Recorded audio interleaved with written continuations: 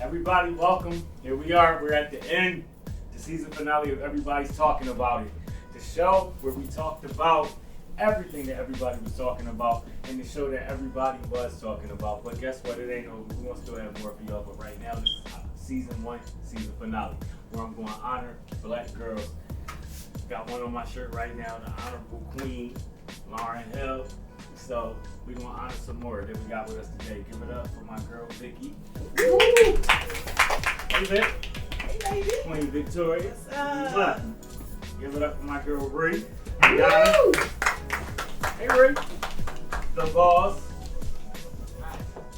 Give it up for my girl, Jazz. Queen Jazz. Out here. Let's go, my cousin, Queen Shawnice. Give it up for her. Al, my cuz, Queen Kalia. Al. Last but not least, Queen China. My girl.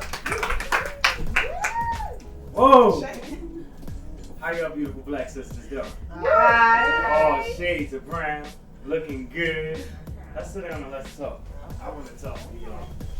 Make room, make room. What are you chatting about? And so y'all like my new design here? Yeah. Please. I said make room. I can have a lot of y'all in here, you know? I thought I'd just switch up. New me, you know? Yeah, new me. You know, we're going to go and prepare for season 2 good. So I wanted, you know what I wanted to do? I really want to honor y'all. You know, I do. Black women are amazing. You know what I mean? And too bad that America, the U.S., the world is just getting hip to it. You know what I mean? You know, it's such a shame. It's a pitiful shame that you guys are now accepting what we've known for years. You know, a lot of times in the old school, the men, they didn't honor that or they didn't announce that. It was just that a woman was supposed to be secondary to them, to be that thing. No, y'all doing y'all shit and y'all holding it down good. You know, out here, moms. You know, I got 2 moms up here. Yeah, I got 2 moms up here, and you know, one is expecting, Sean. And you know, sisters that own businesses, work hard, degree, got their own houses and jobs and cars, and worked in theater and art, and been on film and camera. It's amazing to see this, and I'm so glad to have you guys. So I want to really know your experience and what it's been like for you being a black woman thus far. That's what I really want to know. And share with the audience. Ty, I'm going to start with you. Ooh, me? Okay. For me, being a black woman has definitely been empowering. Like, I always felt as though, you know, just as a black woman, just the black experience in general, there is a spirit within my experience, you know, like, and just seeing how far we've come as black women, how you know, strong we are, how soft we can be, how smart we are, how talented we are, how we've overcome so many obstacles. And it's like, you know, it's just my experience was just always that, you know, like I know that it's some people who kind of always felt like they didn't belong. You know, for me, coming up, that was not my experience at all. My mom made sure, oh, you're getting black baby dolls. Like, you know what I'm saying? You're coloring the girls black in these coloring books. You know, like you know, my mom was a hairdresser. So it was more so like she always told me, you know, oh, we come in different shades. Oh, our hair is pretty. Our hair could do anything, or whatever we wanted to do. So those was the experiences that I had growing up as a little black girl, you know. I love being black. I know that's right. I definitely do. Sean? Well, for me, it didn't really, like what you were saying growing up, my mom didn't really like instill that in me, so I couldn't pretty much play with white and black dolls, because to her it was just like, well, you're gonna grow up and realize that like there are more than just black race out there. So she made sure we was in schools with like Asians, white, so we know like to be diverse. And even though for her growing up black was like, oh, you're not smart enough, you don't know a lot, so she wanted to make sure I was very educated so that I could be a young black educated woman to be successful out here, to know more So her thing was like, you're gonna grow up. Yes, you're black, but you're not gonna let the world think that you're stupid. You're gonna let them know that you're intelligent. So that was my upbringing when me being black. But you know, like you, I love being black. Ain't nothing wrong with it. I know that's right. What's up, Ray? So let me Oh. let me get out of this, okay? Now take your time. Let me stay okay. So, I'm stuck. Come Hold on now. on, stop. Okay. And it's Okay. up. So, my experience has been a lot of adversity, but it has always been worth it, because at the end, you know how they say you got the pot of gold at the end. It always feels like I've accomplished something, and that sense of accomplishment just gives you that rush of adrenaline that just makes you feel so much more worthy. And I've always fortunate enough to have a 2-parent household, so where I've always had examples of, okay, this is what excellence is, this is what it's supposed to look like, this is what it's supposed to be. You can achieve whatever it is that you know, set your mind to. I was always taught to advocate for myself, speak up for myself, and all of those things was like learned behaviors from my mom. Well, both of my moms. Shout out to both of my moms. From both of them, because they don't take no sugar honey iced tea, okay? And women are always looked at as, like Mara was saying, like the secondary, the rib to whoever. When I was taught to be who you are, and you're not secondary to anybody. You are it. Is what it is. Period. So, I know that's boom. right. How about you, Vic? So me, honestly, I enjoy as a black queen, a black mother, a mother of 3 kings. I enjoy, and I feel what makes me that queen is I get to show my sons what a queen is, the type of woman that they should want, the type of woman that they should go after. No, I don't have everything I want, but I am everything a king needs. So at the end of the day, I really enjoy that. And not to say, quick tiny story, it makes you feel good to have your 18-year-old boy hit you up and say, Mom, you know, well, I met this girl and she's this and she's that, but you taught me not to go after that type of thing or that type of girl. And this was weird because we're talking about black. Mm-hmm. Not to put him out there, but my son was dating white women for a long time. Mm-hmm. I don't know if that was like, you know, like a thing, but with everything that's going on in the world today, I had real talks with him, Mm-hmm. you know what I mean, about that. So I was just like, you know, son, be careful, because this is happening, this is happening. But like I said, to have him call me back and really understand and see the things that I've been teaching him, that makes me feel so great as a black queen and a mother of kings. So that's how I live, you know, my life. That's what makes me feel like a queen, to be able to just be myself. My children accept me, because if my children don't accept me, I'm not worried about who else accept me. So that's how I feel.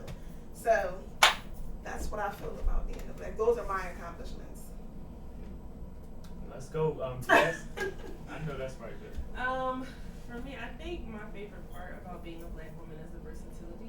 I think we are all able to just do so much with so little, or we're able to do, I mean, it's just so many things we can do. Like China said, we can change our hair, we can change our clothes, we can just blend well anywhere. And I think that people are just starting to catch up, like you said, Mara, to that.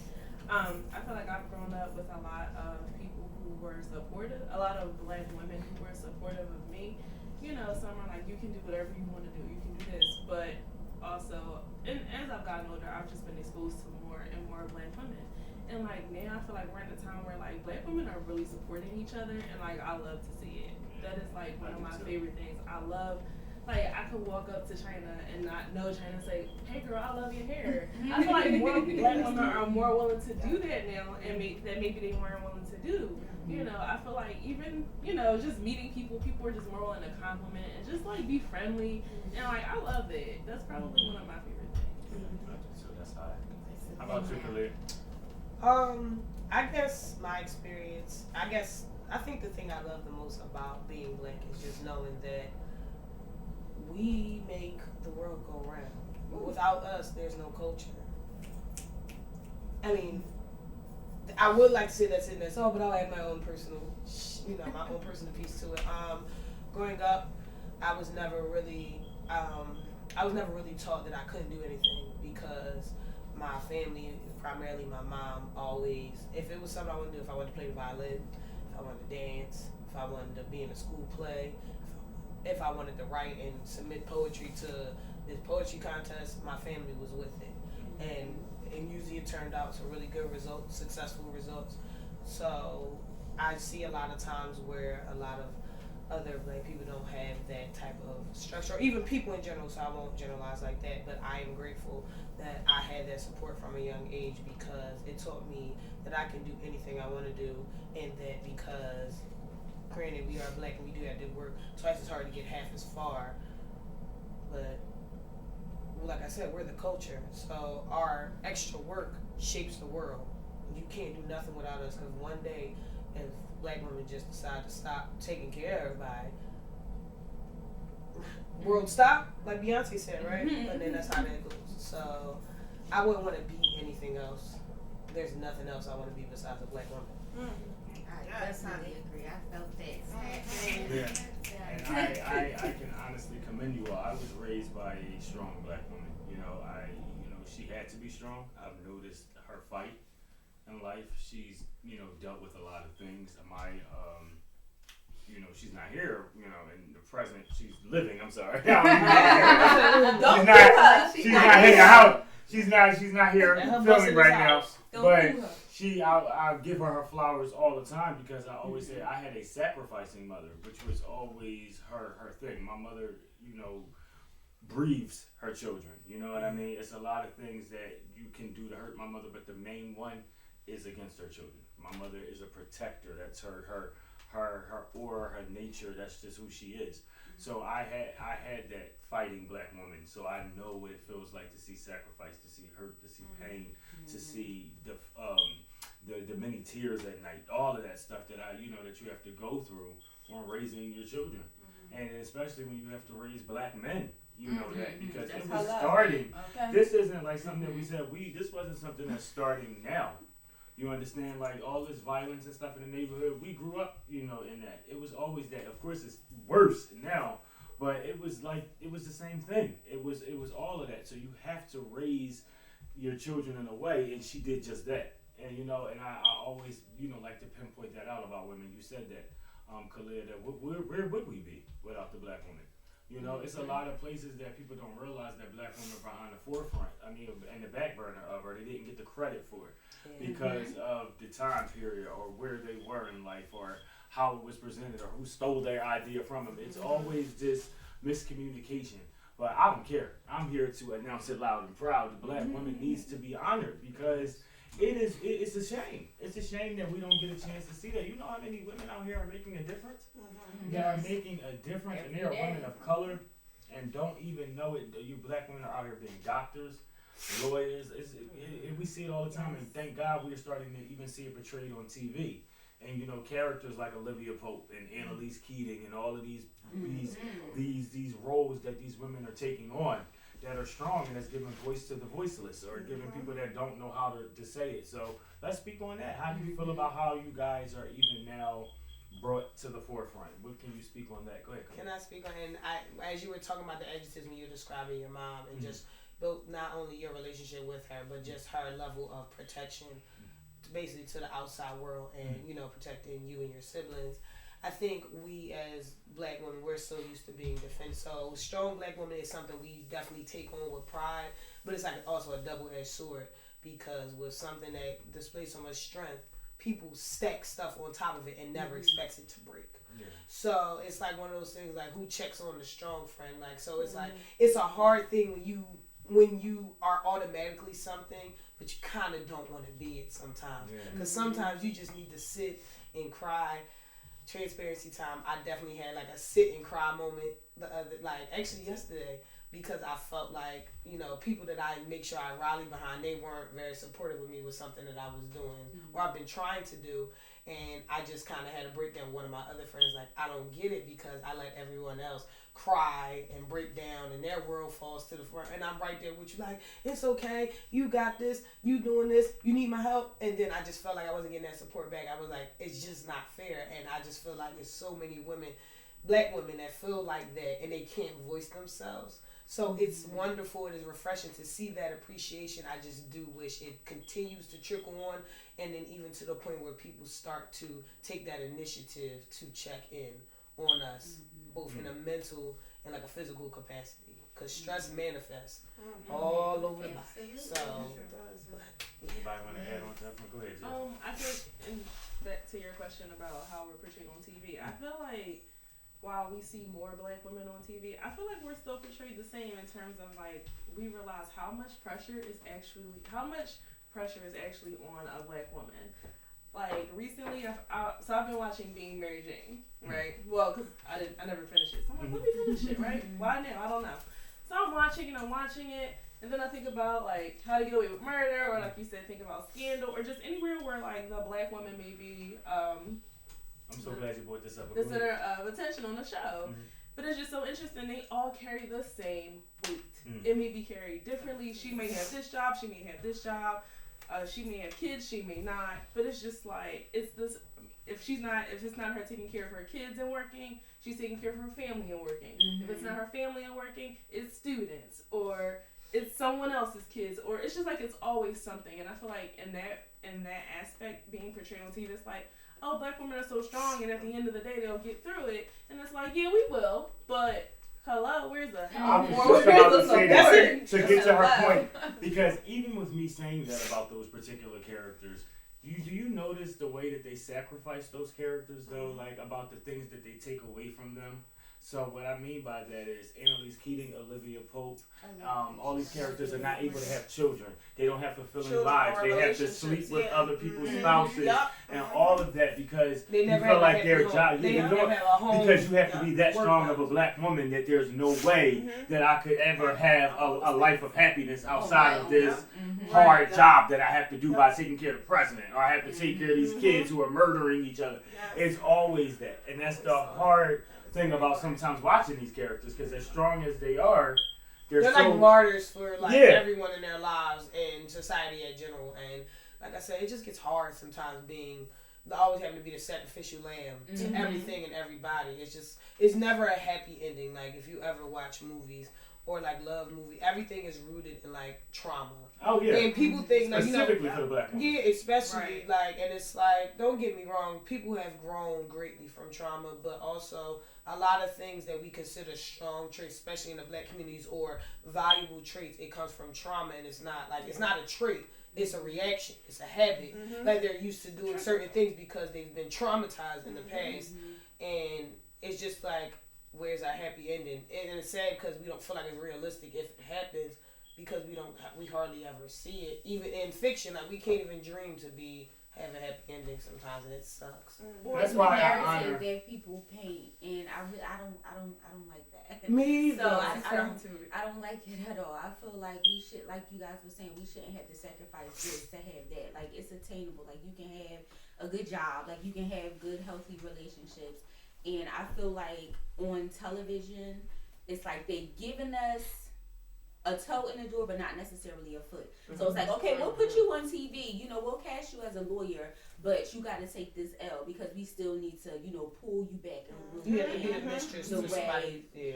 I don't like to say like how Jim Crow does and the prejudiceness and stuff like this. Right. It's like you can only be happy like with a man or with a kid. It's like, why can't I just like my job and be happy? Or like, why can't I just be happy by myself? Like, why does it have to be conditioned? It is like you have to be happy with a man. Like I think that the idea of the black woman is portrayed as she doesn't need a man.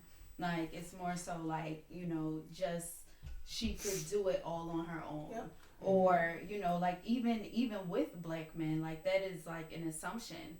Whereas from what I hear, I'm not going to speak on all, but for the majority of different guys that I do hear talking, it's like single black men feel as though black women walk around with this idea of, you know, we don't need y'all. And bless you. Like, we don't need you. We could do it all on our own. And it's kind of like, you know, we're the ones that's kind of stuck in the middle as far as like, okay, either you need the person too much or you don't need them at all. Like, it's like not a healthy balance in between how the black woman is viewed in society as a whole. I was just about to say that we either serve 3 different types of black women. That's either battered and bruised, too strong, or like, or because it's like, or she has a bunch of kids that she damn sure don't even want because she's going crazy. So it's like we're never experienced like a black woman, like even in these movies or on TV, they don't just show you like, oh, I have a man because I want one. It's always, you always show a woman who can't keep a man, who don't have a man because she has her own psychological things going on, her job is too much. It's just they don't want you to see that because I'm choosing a happy life. And it's not saying that anything about Olivia Pope or anything not being happy or anything for that, but it's never just like, okay, I'm choosing to just be a stay-at-home mom and, you know, take care of all that. That's why I honor, like, even though it might be a silly movie, but like Girls Trip, it was portrayed as 4 black women who were successful in their job, having a good time, and that's what it was. And we left it at that. It wasn't given to us as, oh, look at these battered and bruised 4 black chicks who had to scrape together money to go on a trip. It wasn't I like the fact that you know? they didn't have to be black. Yeah. Like, it was just like, it could have been white women. It could have been Mexican. Like, it could have been a black girl, white girl, girl of Middle Eastern descent. It could have been any type of girl. Women. Like, I think, Women, that's how and that's what I love so much about how they portrayed that, because it was right to the point, regular issues, and there was issues amongst themselves, friendship issues, and that was it, and we can get over those. And who wrote and directed that movie? Was it a black woman who wrote and directed it? I think it was a black woman who definitely directed it, I believe. But I don't know about who. It was a black film. man. I think Kenya Barris.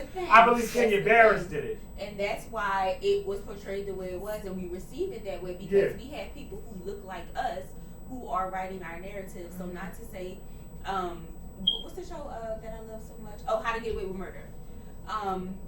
You know, like maybe the writers, producers, and like the production team isn't an all-black team, so whereas they're not looking at it the way that we would look at it. Well, let me bust your bubble real quick. Because what's Tyler Perry's excuse? Because every woman that he writes for is this is battered and bruised and all of that. With him, I feel as though with him, honestly, I feel as though he speaks a message. Like all of his things is about a message, and particularly a Christian message. Like, well, now I mean, now it's a little bit more explicit and all of those things now. Stage, though. Yeah, but so it's like a catch-22 with Tyler Perry. Like she said, he's setting the stage. He's opening up the platform because I remember it just came out recently that Taraji P. Henson. He gave her first like $1 million, $10 million movie, where she was at Benjamin Button. She only got paid like $50,000, and that movie made a couple. But here's the thing, and that comes at a price though, because here's what I was just about to say. It's all about what kind of stories you want to tell, though. Exactly. And that's what Viola Davis said. And it's not that Tyler Perry isn't giving us opportunity. It's all about how many times are we going to tell this story, and that's where the issue comes, because we do live different lives now. These black women are not sitting at home crying no more about a man that's cheating on them. Or they're not sitting at home worried about, you know, who's going to beat them and who's hiding that. So it's so many different stories to tell. Tell these black women stories. Look at Kamala Harris, VP, shout out to you. Thank you. Thank you for your service. Thank you for what you've done. And I wish you well on your journey, Vice President. But that's a story to tell. That's an open story to tell right there. You can't sit here and just keep making it feel like black women are not moving on. Because they are. They really are. They're not in kitchens anymore. They're not in hair salons and nail salons and doing that no more. They're not just sitting at home beating their kids and yelling at them for, you know, all that. Show something different. Like, and that's the problem. How many times are we going to watch a movie about fucking Medea beating kids? That's what I don't want to see it no more. I think it's more so like it's more so like, I'm not saying that these people anything don't wrong with exist. it, right? Because they you do. know, because these people exist. But when that is the only thing that's being put to the forefront, as if this is the only thing that black women are about, that's when I find it to be problematic. Because it's just like, yo, it's so much more that we have to offer.